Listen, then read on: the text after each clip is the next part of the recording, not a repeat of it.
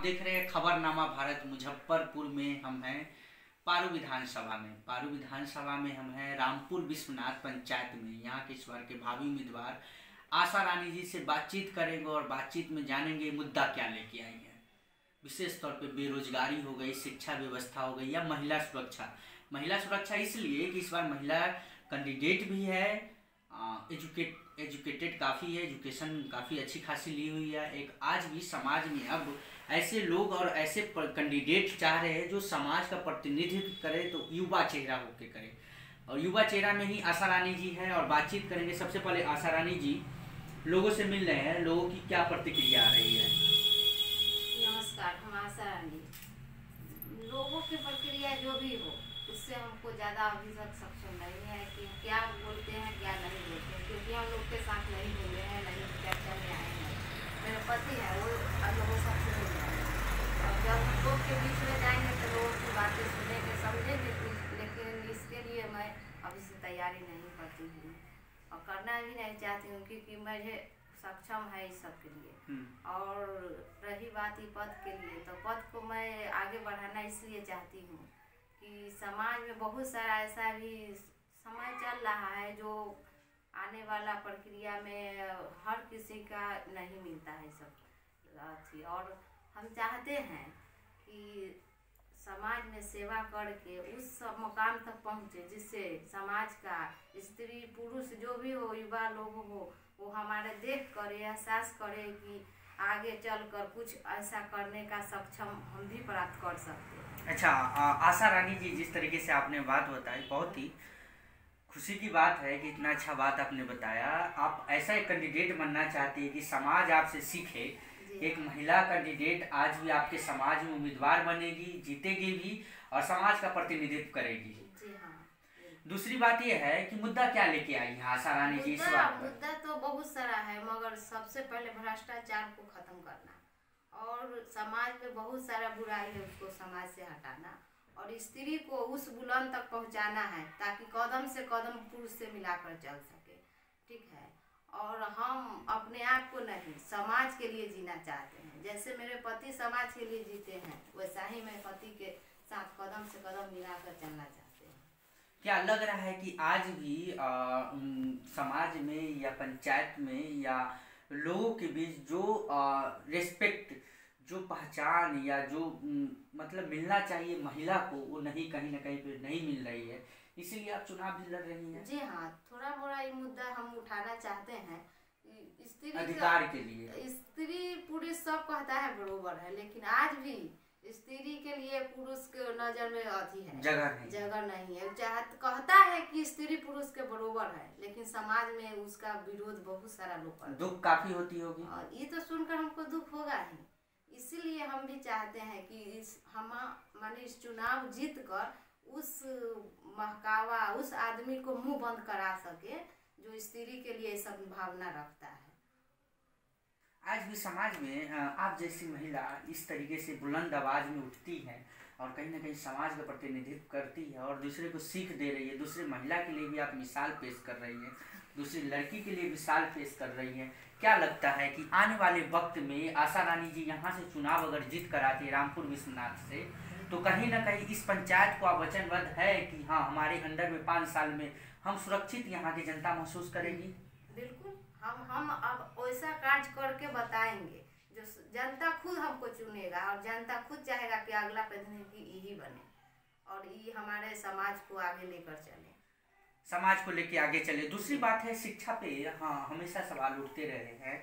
आप शिक्षित है, अच्छी खासी पढ़ी लिखी है, पीजी आप शायद कर रही, पीजी आप कर रही हैं। कहीं ना कहीं समाज के लिए अगर आप बन के भी आएंगी तो शिक्षा पर भी विशेष तौर पे काम करना है। शिक्षा तो समाज का सबसे बड़का ये है।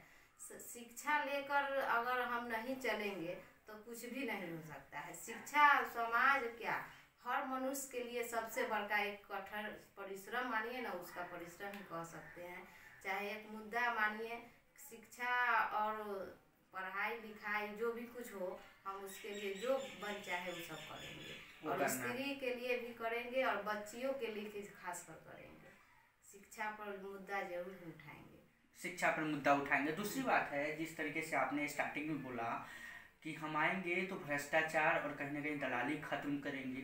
क्या आज भी समाज पंचायत में ऐसे लोग हैं, बिचौलिया लोग हैं, जो पंचायत में इंदिरा आवास हो गई या वृद्धा पेंशन के मामला हो गया, नल जल योजना हो गए, जिस तरीके से जो भी फंड आते हैं सरकार के गवर्नमेंट के द्वारा, उसमें कहीं ना कहीं भ्रष्टाचार लिप्त है लोग। वो तो है, भ्रष्टाचार तो रूप है ही। देखिए समाज में आज भी ऐसा कुछ आदमी है जो चाहता है कि भ्रष्टाचार पूरा चरम मुक्त हो, लेकिन कुछ पिया आदमी होता है जो पी खाकर जहाँ तहाँ चौक चौराहा जहाँ माने बहुत सारा ऐसा वैसा गलत बात बोलता है। उसको अगर अच्छा आदमी रहेगा उसको समझाएगा तो नहीं समझता है, लेकिन लोकेशन शिक्षित एक ऐसा औरत जाकर उसको समझाएगा तो वो तो जरूर समझ पाएगा कि हाँ औरत होकर हमको समझा रहा है, कुछ तो उस पर प्रभाव जरूर पड़ेगा। चलिए ठीक है, विशेष तौर पर आपने बहुत अच्छी बात बोली। दूसरी बात है आशा रानी जी, जब फर्स्ट बार लॉकडाउन लगा उस समय यहाँ के जो विजिटिंग मुखिया है किस तरीके का काम रहा उनका? उस बारे में तो हम नहीं बता सकते हैं, और वो क्या करते हैं नहीं करते हैं उनका मैटर है, वो लोग वो समझे, उसके बारे में तो हम विशेष जानकारी नहीं है। नहीं, फिर भी हम मान के चलते कि ठीक ठाक रहा। अब क्या रहा नहीं रहा इसे समाज से आपको पूछना होगा, मेरे नजर में तो कुछ भी ठीक नहीं रहा है अब तक आपके लिए। हाँ, आप जहाँ हम लोग के लिए तो खैर नहीं है, मुखिया के थ्रू चाहे कोई ऐसा कार्य हम लोग तो नहीं उपलब्ध कर पाए हैं, तो समझ ही सकते हैं हम क्या बोलना चाहते हैं। ठीक है, आई बहुत अच्छी बात आपने बताई, इशारों में ही आपने सारा जवाब दे दिया हमें।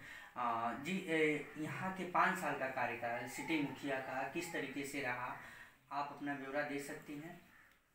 ब्यौरा हम तो क्या दे सकते हैं, मुखिया का ब्यौरा हमारे लिए नहीं रहा होगा, समाज के लिए क्या है नहीं है तो आप समाज से घूमकर। नल जल योजना यहाँ पर पूरा कंप्लीट है मैडम?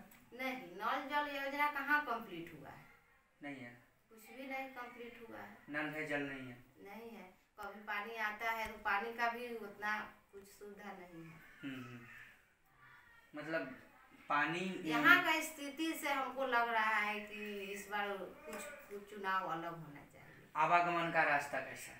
आवागमन का रास्ता तो मिला जुला कर ठीक ही है, चल रहा है, मिला जुला के ठीक ठाक है। लास्ट आखिरी बातचीत हमारी, आने वाले चुनाव के लेके माननीय मुख्यमंत्री नीतीश जी से कुछ कहना चाहते हैं आप?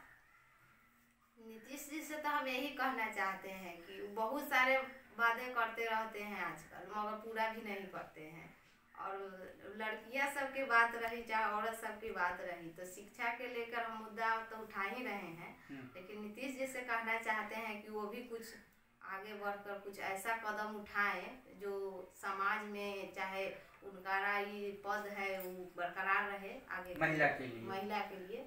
और विशेष तो करने के बाद हम बता रहे हैं। कुछ लोग मुखिया से हम बातचीत करते हैं तो बहुत सारे मुखिया हमें बताए, एक आइडिया दिए हैं कि अगर हम मुखिया बनते हैं, जीत कराते हैं, तो हम मुख्यमंत्री से बातचीत करेंगे और बोलेंगे कि नौकरी के लिए, नौकरी जो होता है बिहार में, गांव में, समाज में, पंचायत में, आज हमारे लोग, घर परिवार के लोग भटक रहे हैं, इसके लिए हम मुख्यमंत्री से बातचीत करके छोटे छोटे उद्योग पर काम करेंगे, छोटा छोटा उद्योग काम बनाएंगे जिसमें महिला आके काम करेगी। इस पे आपकी क्या राय है? ये तो बिल्कुल सही का है, जो भी निर्णय लिए हैं अच्छा ही ले रहे हैं, तो इसमें हम भी समर्थन देते हैं। आप भी समर्थन देती हैं?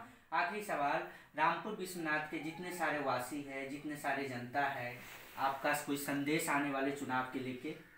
संदेश तो हम यही देना चाहते हैं जनता लोग के कि हम इस बार आ रहे हैं तो लोग को पूरा आशा है कि इस पद का बरकरार रखे और मेरा मुखिया में उत्तम प्राप्त हो।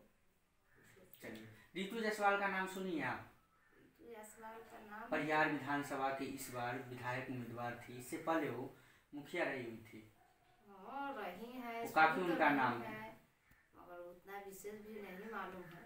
ठीक है, हम उम्मीद करते हैं रामपुर विश्वनाथ पंचायत में थे आशा रानी जी से, जिनसे हम बातचीत कर रहे थे, एक ऐसे पंचायत में, एक ऐसे पंचायत वासी का एक संदेश है कि एक ऐसा आप कैंडिडेट चुनिए जो एजुकेशन हो, एजुकेटेड हो और आपका समाज का प्रतिनिधित्व कर रहे हो। उसे वैसा ही एक कैंडिडेट आपके बीच आई है आशा रानी जी। अब देखते हैं आने वाले चुनाव में, काफ़ी बोल्ड आवाज़ में और काफ़ी विवाह तरीके से इन्होंने जवाब दिया कि हम समाज में अगर जीत कर आएंगे, शिक्षा, बेरोजगारी, महिला के ऊपर विशेष तौर पर हम काम करेंगे। अब देखते हैं आने वाले चुनाव में अगर आशा रानी जी चुनाव जीत कर आती है तो कितना काम होता है, ये तो आने वाला वक्त ही बताएगा। कैमरामैन राहुल के साथ मैं राजीव।